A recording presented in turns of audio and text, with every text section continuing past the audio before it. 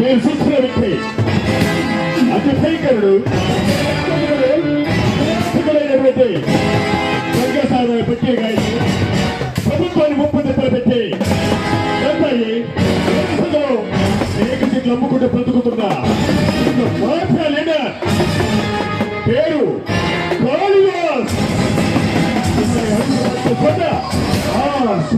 ప్రదేశం అంత శ్మశానంగా మారిపోతుంది. అలాంటి ఈ కాళిదాసు ఎవరిని అంతఃపురానికి అడుగు పెడుతున్నాడో, ఎవరిని నిర్వీర్యం చేయడానికి ఆరాటపడుతున్నాడో కాళిదాస్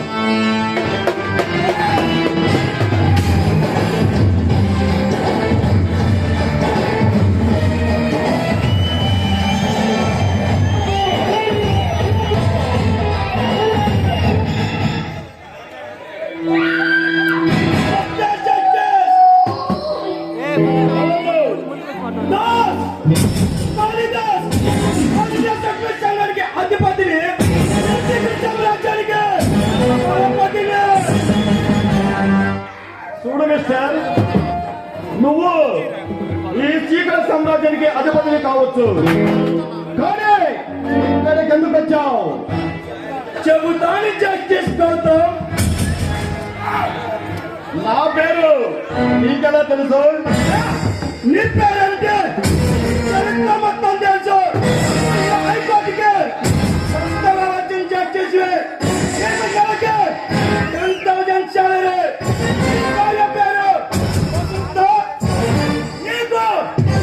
కుమారులు వాళ్ళు ఆదిత్య నుంచి హై స్కూల్లో చదువుతున్నారు. చాలా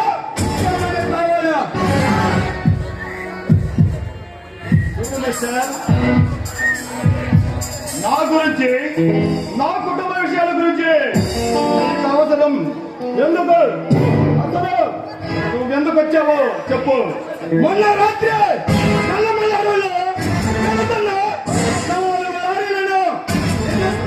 సూర్య అంటే పట్టుకున్నారు. మాకు ఆ విషయం తెలిసేసరికి ఎప్పుడే చేశారు.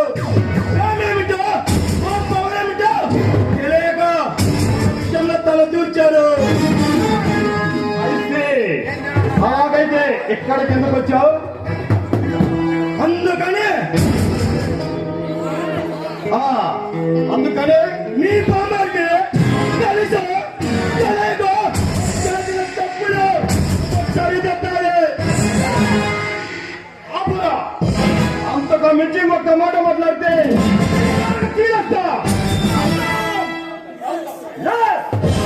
గౌతమనేరా జస్టిస్ గౌతమనే న్యాయస్థానం అంటే ఏమనుకుంటున్నారో మీ దృష్టిలో? న్యాయం అంటే నది రోడ్డు మీద అమ్ముకునే బొమ్మ కదా డబ్బులు కొనడానికి.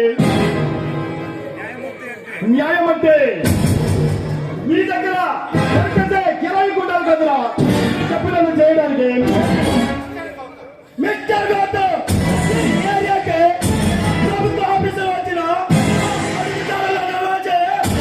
తప్పచేతలో ఉండాలి.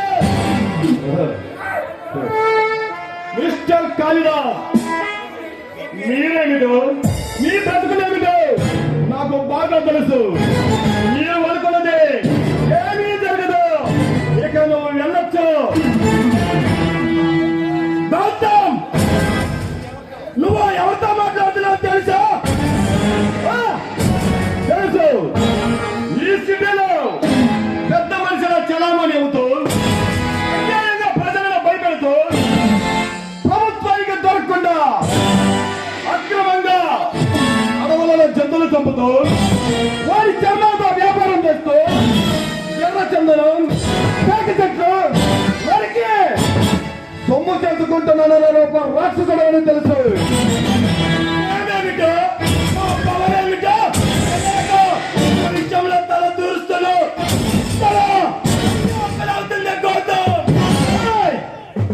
ఏంట్రా నువ్వు తెలుసుకుని చేసేది? నువ్వు కొమ్మలు తిరిగిన మునగాడమైనా, రక్తం తాగే రాక్షసుడమైనా, ఏకదేశ సీఎమైనా తప్పు చేసిన వాడు న్యాయస్థానం ముందు అలా మంచి తీరాల్సిందే. ఎవరితో మాట్లాడుతున్నావు తెలుసా? ఏమో పులి కంటే భయంకరమైన మనుషులు. ఏమిట్లా బెదిరిస్తున్నావు? నీ బెదిరింపులు లొంగడానికి నీ పిరికి గుండె కాదు.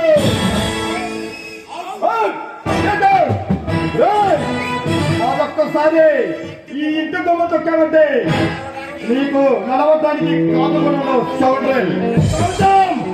బాగా ఆలోచించుకో, లేదంటే జీవితాంతం బాధపడాల్సి ఉంటుంది. పోరా ఇంతమంది